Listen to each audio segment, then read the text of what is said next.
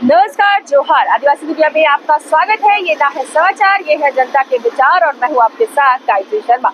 अभी मैं मौजूद हूँ बीजेपी के प्रदेश कार्यालय में। आपको बता दें कि जिस तरह से लोकसभा सीटों पे प्रत्याशी बीजेपी घोषित कर चुकी है 14 की 14 सीटों पे, तो वही कांग्रेस द्वारा प्रत्याशियों का नाम घोषित न करने को लेकर के एक संशय बना है। वहीं जेएमएम का कहना है कि जब तक कांग्रेस अपने प्रत्याशी नहीं बताएगी तब तक हम अपने प्रत्याशी घोषित नहीं करेंगे। लेकिन ऐसे कयास लगाए जा रहे हैं कि 4 से 5 अप्रैल के बीच जेएमएम भी अपने प्रत्याशियों की घोषणा कर देगी जिन सीटों पे अभी तक नहीं हुए हैं। आपको बता दें कि अभी प्रदेश कार्यालय में मौजूद हूँ और यहाँ पर यह जो बात निकल कर सामने आ रही है कि चंपई सोरेन को पत्र लिखा है झारखंड के पूर्व सीएम हेमंत सोरेन ने, और उन्होंने यह कहा है कि पार्टी वैसे लोगों को प्रत्याशी बनाए जो पार्टी के ग्रास रूट लेवल से जुड़े हैं, लंबे समय से जुड़े हैं और पार्टी के लिए कार्य कर रहे हैं, ना कि आवर्ती या आयामी लोगों को टिकट दिया जाए। मैं आपको बता दूं कि जमशेदपुर में किसी बड़े बीजेपी नेता के जेएमएम में शामिल होने की आशंका बताई जा रही है और कहीं ना कहीं उस नेता को टिकट मिलने की भी संभावना है, जिसको लेकर के भारी विरोध कार्यकर्ताओं में है। इसको लेकर के चिंता जाहिर की है झारखंड के पूर्व मुख्यमंत्री हेमंत सोरेन ने। आज बीजेपी कार्यालय में आदित्य प्रसाद साहू जो राज्य सांसद भी रहे हैं, उन्होंने साफ और सीधे तौर पे कहा है कि यह जो सरकार है जेएमएम की सरकार या राजद की जो है, ये लोग परिवारवाद को बढ़ावा दे रहे हैं। कहीं ना कहीं यह चाहते हैं कि परिवार के लोग ही राजनीतिक में सक्रिय रहे, ना कि कोई मूल्यवासी या कोई लोकल लोग। इस पे गांडे विधानसभा को उन्होंने निशाना बताते हुए सीधे कहा है कि अपनी बहू को, शिबू सोरेन की छोटी बहू कल्पना सोरेन को लेकर के जिस तरह से चुनावी दौर या चुनावी बयानबाजी आ रही है, अपनी बहू को गांडे विधानसभा से उतारने को लेकर के बड़ा सवाल और तीखी प्रक्रिया आदित्य प्रसाद साहू ने दिया है। उन्होंने कहा है कि यह एक एग्जाम्पल है या एक उदाहरण है परिवारवाद को बढ़ावा देने। वहीं प्रदीप वर्मा ने यह साफ और सीधे तौर पे कहा है कि भारतीय जनता दल पार्टी वैसी पार्टी है जो लोगों के लिए कार्य करती है और जिस तरह से विकास के कार्य चलते आ रहे हैं वह कहीं ना कहीं इस चुनाव में उसके असर देखने को मिलेंगे।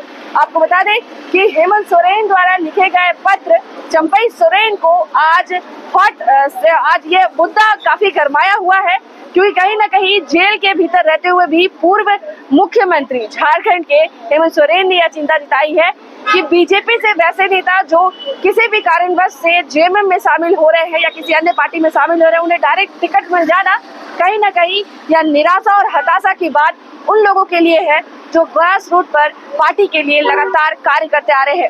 बड़ा सवाल आज यह खड़ा हो रहा है कि आखिर वैसे लोगों का मनोबल इस तरह की प्रतिक्रिया या इस तरह के क्रियाकलापों से बिखर जाएगा, टूट जाएगा। वहीं ईडी के सवाल पर प्रदीप वर्मा ने साफ और सीधे तौर पे कहा है कि ईडी केंद्रीय संस्था है जो अपने तमाम आयामों को देखते हुए अपने कार्य कर रही है, या बीजेपी से कहीं से भी कनेक्टेड नहीं है। यह विपक्ष की या रणनीति है या विपक्ष या विरोधाभास कर रहे हैं कि यह केंद्र द्वारा संचालित होता है, यानी बीजेपी द्वारा संचालित होता है। आपको बता दें कि ईडी पे सीधा और साफ तौर पे प्रदीप वर्मा ने यह कहा है कि वो अपना काम कर रही है और भ्रष्टाचारियों को जेल के सलाखों पर। आइए अब सुनाते हैं कि और क्या कुछ। ये भारतीय जनता पार्टी कार्यकर्ताओं की पार्टी, ये परिवारवादी पार्टी नहीं है, ये जनता की पार्टी है। और भारतीय जनता पार्टी में सभी समाज, सभी वर्ग को प्रतिनिधित्व देने का काम किया जाता है, सभी का चेहरा दिखाने का काम किया जाता है। और स्वाभाविक है कि जिस प्रकार से देश के यशस्वी प्रधानमंत्री जी ने सभी समाज, सभी वर्ग का, देश आजाद होने के बाद पहली बार देश के इतिहास में एक गरीब बाप का बेटा प्रधानमंत्री बना है, एक चाय बेचने वाला का बेटा प्रधानमंत्री बना है, एक जूठा बांधने वाली माँ का बेटा प्रधानमंत्री, जो गरीबी में जिया है, गरीबी में पला है, गरीबी में बढ़ा है, गरीबी को नजदीक से देखा है।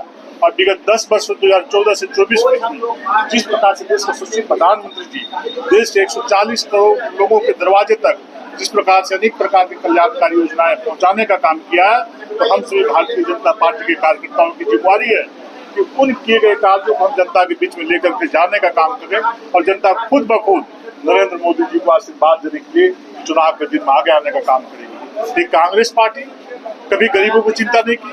ये 65 साल तक देश में शासन करने का काम किया।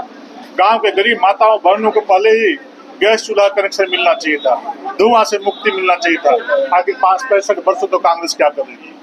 65 वर्षों तक कांग्रेस क्या कर रही थी? माताओं बहन जो शौच करने के लिए खेत में जाया करती थी, नरेंद्र मोदी जी 13 करोड़ घरों के सामने शौचालय बनाने का काम किया। कांग्रेस पार्टी ने क्यों नहीं बनाया? कांग्रेस पार्टी जो किसानों का यह देश है, किसान इस प्रकार से खाद बीज के भाव में खेती नहीं कर पाते थे। किसान सम्मान निधि योजना के माध्यम से 12 करोड़ किसानों को प्रत्येक 4 महीना में 2-2 हजार रुपये, साल में 6 हजार रुपये देने का काम किया, ताकि किसानों को किसी दूसरे के सामने हाथ फैलाने की आवश्यकता नहीं पड़ी। गांव का गरीब पैसे के भाव में तरफ तरफ के मर जाता था। नरेंद्र मोदी जी ने 54 करोड़ लोगों को आयुष्मान कार्ड दिया और 4.5 करोड़ इस देश में आयुष्मान कार्ड से 5 लाख रुपए तक का इलाज देश के बड़े बड़े अस्पतालों में गांव के गरीब लोग कराने का काम किया है। ये अद्भुत चमत्कार है। इस प्रकार से 81 करोड़ लोगों को, जो गांव का गरीब व्यक्ति भूखे नहीं तड़पे, भूखे सोए, पेट सोए नहीं, वैसे परिवार के सदस्यों को 81 करोड़ लोगों को 5-5 किलो राशन मुफ्त में देने का काम किया। अगले 5 वर्षों तक राशन देने का मोदी जी ने गारंटी दिया। इस प्रकार से देश की जनता जान रही कि देश की सेवा करने वाला कोई व्यक्ति है तो नरेंद्र मोदी जी है, भारतीय जनता पार्टी है। इसलिए हमारी जिम्मेवारी बनती है, हम कार्यकर्ताओं की जिम्मेवारी बनती है कि नरेंद्र मोदी जी के द्वारा किए कार्यों को प्रत्येक दरवाजे तक हम पहुंचाने का काम करें।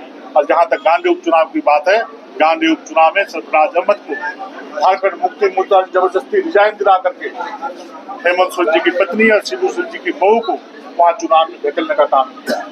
क्या वहां पर कोई कार्यकर्ता चुनाव लड़ने लायक नहीं था? कोई नहीं था।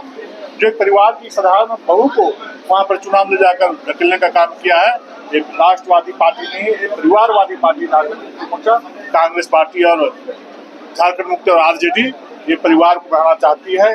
आम जनता से कोई मतलब नहीं, झारखंड से कोई मतलब नहीं है। कैसे मेरा परिवार बढ़े, कैसे मेरा वंश बढ़े, कैसे मेरी तिजोरी बढ़े, कैसे मेरा खजाना बढ़े, ये परिवारवादी पार्टियां चिंता करती है। आम जनता से कोई मतलब जिसको बना तो उसकी एकाधिकार है। झारखंड मुक्ति मोर्चा का एकाधिकार है। अब जिसको बनाए नहीं बनाए उनकी विचार विषय है। भारतीय जनता पार्टी जहां भी उम्मीदवार जिसको बनाया हो, भारतीय जनता पार्टी के साथ करना है। तो घर की बहू नहीं है, घर की बेटी नहीं है, जो कार्यकर्ता है वही भारतीय जनता पार्टी को उम्मीदवार है। बीजेपी कार्यकर्ताओं पर बाहर भी नेता को उम्मीदवार बनाने का जो आरोप लगा, तो उस पर एक बाहर से नहीं, क्योंकि वो उम्मीदवार जानते थे कि झारखंड मुक्ति मोर्चा, कांग्रेस पार्टी, आरजेडी परिवारवादी सोच के लोग हैं। इनसे जनता का भला नहीं हो सकता है। जनता का भला किसी से हो सकता है तो भारतीय जनता पार्टी से सकता है, नरेंद्र मोदी से सकता है। इसलिए राष्ट्र विचारधारा से प्रभावित होकर के वैसे लोग भारतीय जनता पार्टी में शामिल होने का काम किए। आज भारतीय जनता पार्टी के प्रति समर्पित भाव से चुनाव लड़ने का काम करेंगे, क्योंकि जानते हैं कि इस देश का विकास कोई कर सकता है तो नरेंद्र मोदी जी कर सकते हैं, भारतीय जनता पार्टी कर सकते हैं। ये परिवारवादी पार्टियां देश का विकास नहीं कर सकते हैं, परिवार का विकास करेंगे। ये अन्य लोगों से कोई मतलब नहीं। और आप पर आरोप लगा है कि आप बाहरी को बुला कर देते हैं। देखिए, इस प्रकार की बात जो लोग कर रहे हैं, थोड़ा उनको अपने अतीत का पन्ना पलट के देखना चाहिए। कैसे कैसे लोगों को कहाँ से कब चुनाव दिया, लड़वाया, तो ये सारी चीज़ें चलती रहती हैं। बाकी भारतीय जनता पार्टी सर्वजन की पार्टी है और भारतीय जनता पार्टी में चुनाव में टिकट देते समय एक बड़ा साइंटिफिक प्रक्रिया अपनाई जाती है, जिसमें राज्य से लेकर के राष्ट्रीय स्तर तक के लोगों का इन्वॉल्वमेंट होता है। तो एक बहुत लंबी प्रक्रिया के बाद कार्यकर्ताओं के फीडबैक से लेके कई चीज़ों को ध्यान में रख के होता है। तो उनकी अपनी प्रक्रिया है, हमारी अपनी प्रक्रिया है। दोनों में तुलना करके किसी का संदर्भ लेते हुए कोई बात कहना हम नहीं समझते हैं कि भारतीय जनता पार्टी के लिए उचित है। ईडी की कार्रवाई से जो दिल्ली के आम आदमी पार्टी के नेता है, जो नेता संजय सिंह है, उनको अब रिहाई मिली है, सुप्रीम कोर्ट ने राहत दिया है। देखिए, जेएमएम खुश है कि अब हेमंत सोरेन। देखिए, ईडी और सुप्रीम कोर्ट ये सब स्वतंत्र संस्थाएं हैं। आपको हम बता दें, ईडी ने पिछले 10 वर्षों में प्रधानमंत्री जी के कार्यकाल में 7,000 लोगों पे कार्रवाई की है और उसमें से 5-7% ही पॉलिटिशियंस हैं। बाकी वैसे लोग हैं जिन्होंने कहीं ना कहीं धन शोधन का कार्य किया है।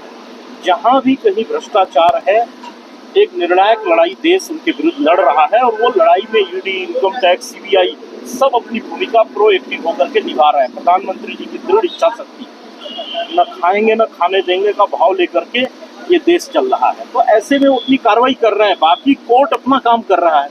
इसमें भारतीय जनता पार्टी कहीं बीच में नहीं।